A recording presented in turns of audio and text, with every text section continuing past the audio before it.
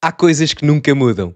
E Luís Paixão Martins aqui passou um limite que eu não passo. Dar-lhe a oportunidade Não, Santa Paciência, peço muita desculpa, mas eu não vou continuar o debate. Pedro Santana Lopes. Não vou continuar. Desculpe, ele acabou de dizer aqui que não é só o Primeiro-Ministro disse que não era só ele o corrupto, que éramos todos. Isto é de uma gravidade sem limite. Santa Maria. Não, eu não participo nesta conversa. Calorosas saudações, e eu pedi a Pedro Santana Lopes para meter like neste vídeo, só que quando eu estava a pedir para ele meter like neste vídeo, ele foi-se embora a meio. Portanto, aproveitem e metam vocês like neste vídeo e subscrevam o canal para chegarmos aos 180 mil subscritores e partilhem também nas vossas redes sociais. Eu queria ver se chegava aos 180 mil até ao dia 18 de maio, o dia das eleições legislativas aqui em Portugal. Portanto, subscrevam aí essas coisas todas. Relembro que tem o código Sousa10 na Prozis para 10% de desconto no segundo link da descrição ou quando fizerem compras no site. O que é que se passa? Pedro Santana Lopes, ontem num debate com o Luís Paixão Martins, que é uma espécie de, enfim, chefe da propaganda do Partido Socialista, historicamente falando, exaltou-se porque Luís Paixão Martins teceu comentários bastante depreciativos a Luís Montenegro e Pedro Santana Lopes reagiu. Vamos ver a história toda. Era familiar. É ir naquela linha parecida com a de Manuel Pinho, não é? Não sei se sabes, Manuel Pinho tinha uma empresa offshore onde continuava a receber uma retribuição do Grupo Espírito Santo e foi condenado, apanhou 10 anos de cadeia, porque se considerou que a empresa sendo dele, era ele que estava a receber. Pronto. Portanto, a situação nesse aspecto é parecida. Ou seja, não é ele que recebe, é uma empresa da qual ele é sócio. É verdade. Até tem graça, porque em réplica a esse tema, o que Luís Montenegro fez foi dizer que Pedro Nuno Santos também tinha uma relação empresarial, sabendo nós que essa era para aí de 1%, que era a empresa do pai e do sócio do pai, não sei o quê. Só quero dar uma nota rápida antes de vermos o resto, mas comparar o caso de Manuel Pinho, que foi condenado a 10 anos de prisão, com o caso de Luís Montenegro, não há comparação possível. É assim, eu não sei se Luís Montenegro vai ser considerado culpado ou não, mas na pior das hipóteses que o Luís Montenegro possa ter, nunca na vida vai chegar perto daquilo que aconteceu com o Manuel Pinho. Para a malta mais nova que não se lembra do Manuel Pinho, o Manuel Pinho foi o Ministro da Economia do Sócrates, que no meio do Parlamento se lembrou de fazer chifres. Vamos utilizar esta linguagem mais eufemística. Vamos prosseguir. Portanto, mas é assim, então para tu... Entretanto, ele desfez a comparação. Vou dizer assim, o argumento que Luís Montenegro usou para replicar, para dizer que somos todos corruptos, não é só ele, foi dizer que...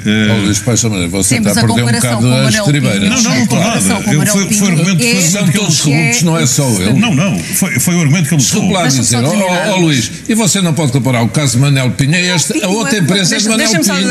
Isso é um disparate. Dar a palavra à Maria Espada para concluir o raciocínio. Discutirmos neste nível, não. Já lhe vou dar a... Debatermos neste nível, não. Porque não somos todos corruptos, não é só ele. Mas isto já vai aí. É um desespero autêntico. Não pensava que você chegasse aí. Manuel, por amor de Deus. Não, estava a tentar explicar. Vamos tentar ter um debate esclarecedor. Não. Quando entra neste nível, nós não podemos aceitar tudo.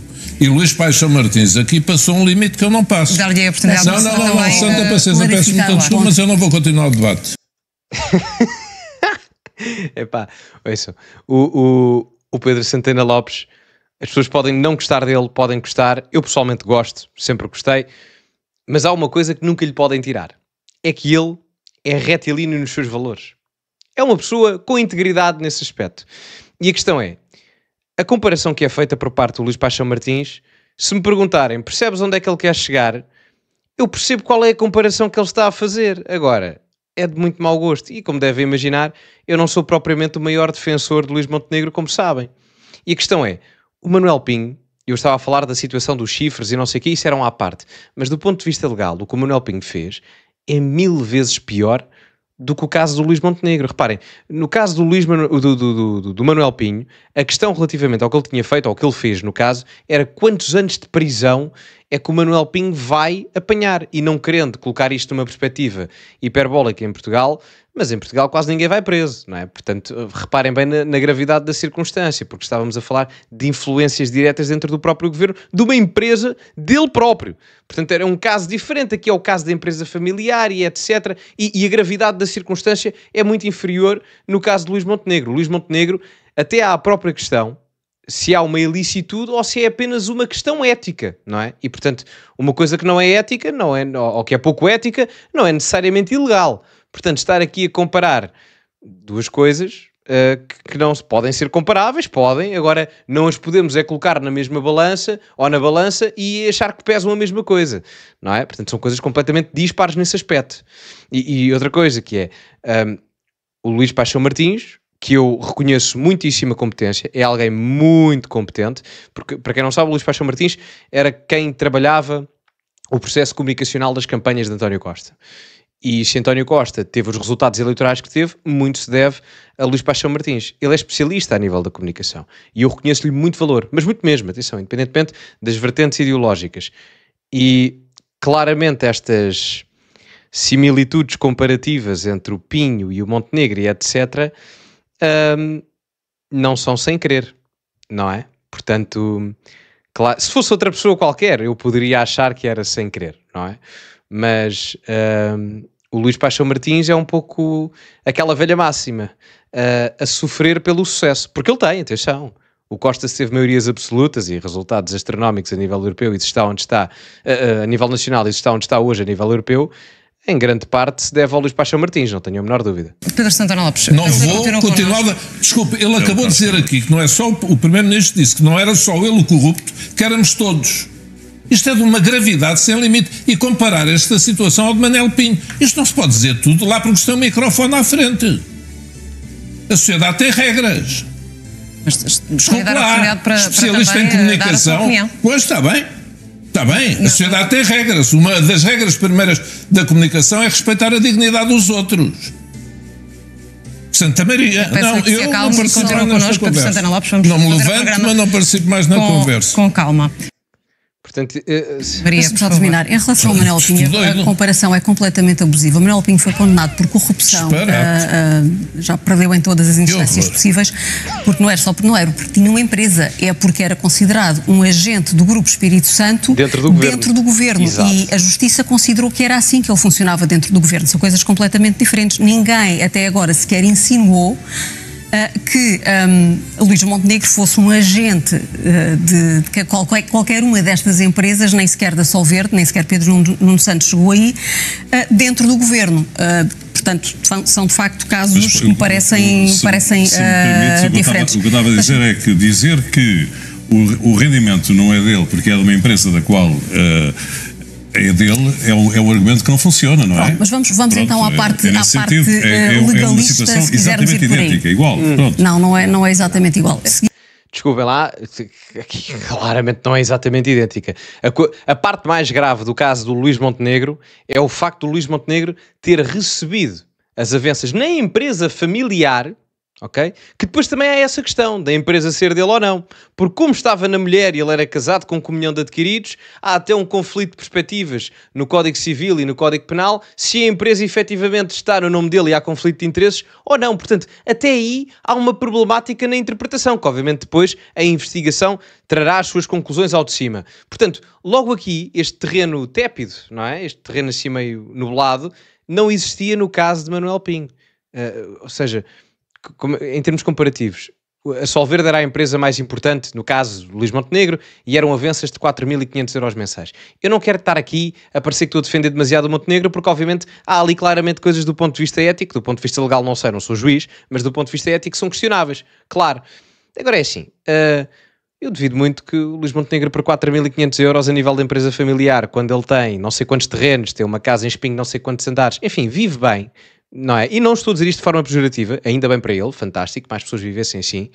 4.500 euros não será certamente grande coisa para o Primeiro-Ministro se vender, desculpem a expressão. Não é? Portanto, o que é que eu quero dizer com isto? Não são coisas comparáveis. O Montenegro não era um agente da Solverde dentro do governo. Até porque, pá, uma coisa é, até de um ponto de vista de branding, não é? Já que vamos ser trafulhas e ladrões e não sei o quê, um era agente do BES, não é? De um banco e tal e não sei o quê. O outro era de uma coisa de casinos e apostas. Enfim, até em termos de branding nem fica bem, não é? Nem soa impactante, não é? Portanto, são coisas incomparáveis. Tanto que são tão incomparáveis, verdade seja dita, que o caso Pinum Viva deixou de ser completamente mencionado na campanha. Tirando no debate de ontem com o Pedro Nuno e o Luís Montenegro, que foi o único, porque de resto, pouco se falou. O debate do Ventura e o Montenegro, por exemplo, nem se falou disso. Mas enfim, vamos agora ver, porque Pedro Santana Lopes, achavam que isto ficava por aqui? Não. Pedro Santana Lopes, um pouco como a sua carreira política, ele voltava sempre a aparecer, voltou ao debate, não é? Portanto, ele disse, eu debate, eu não falo mais, eu vou-me embora, eu não falo. Portanto, quanto muito fico aqui, mas não falo. Portanto, ele saiu. Mas, quem é que voltou?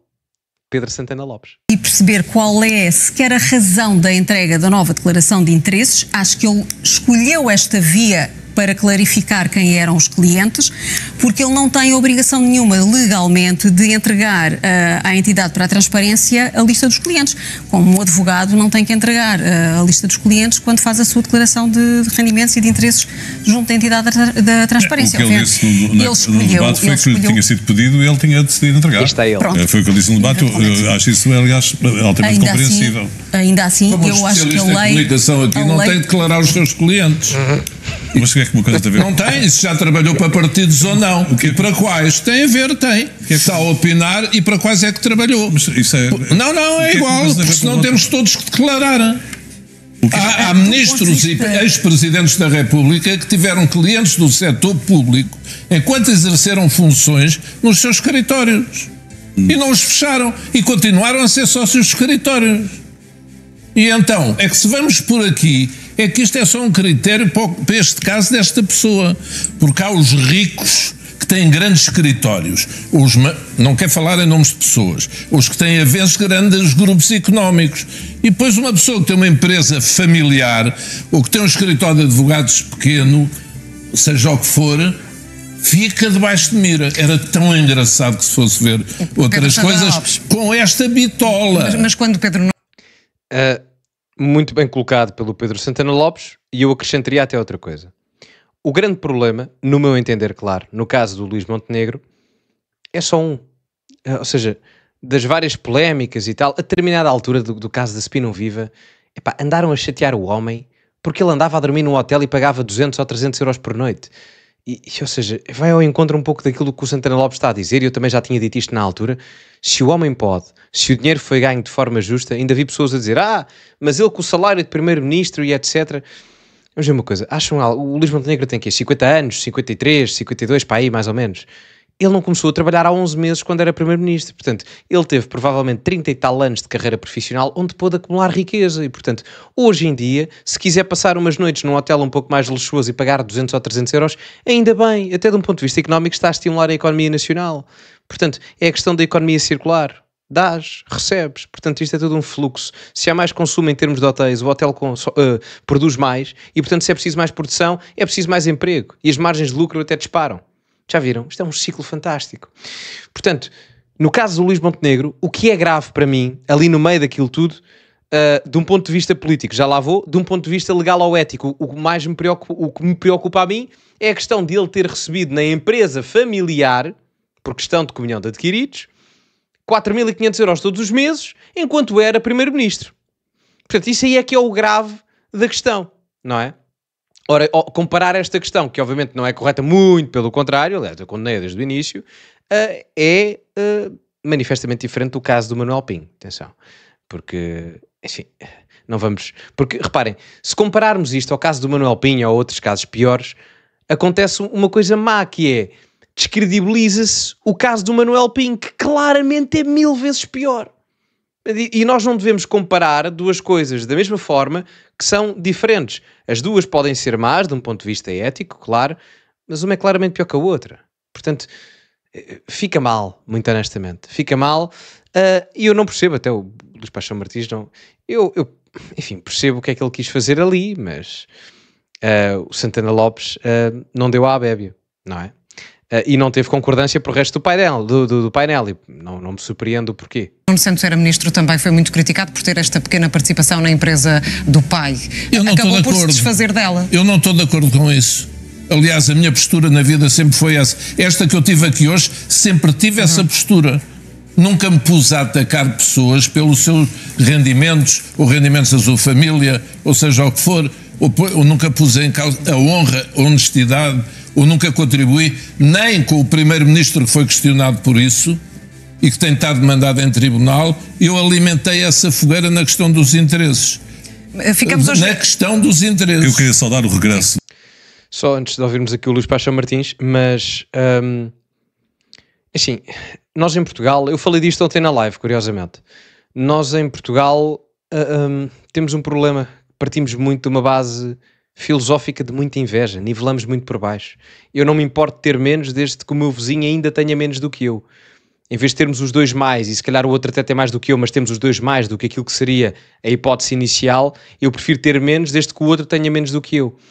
E isto é um pouco o mindset da política portuguesa. E reparem que não é só com o Montenegro. Isto acontece com todos os grandes políticos em Portugal, grandes de dimensão eleitoral. Acontece com o Montenegro, que tinha medo de dizer que estava, ou sentia-se desconfortável a dizer que pagava 200 ou 300 euros para dormir num hotel à noite. O Pedro Nuno Santos, que dá a participação da empresa do pai e que vendeu o Porsche ou o Maserati, ou que carro é que ele tinha, porque não se sentia bem a ser político e ter um grande carro e não sei o quê. O Ventura, que andava a dizer que vivia numa despensa de 30 metros quadrados, mas afinal era 70 e tinha piscina em casa.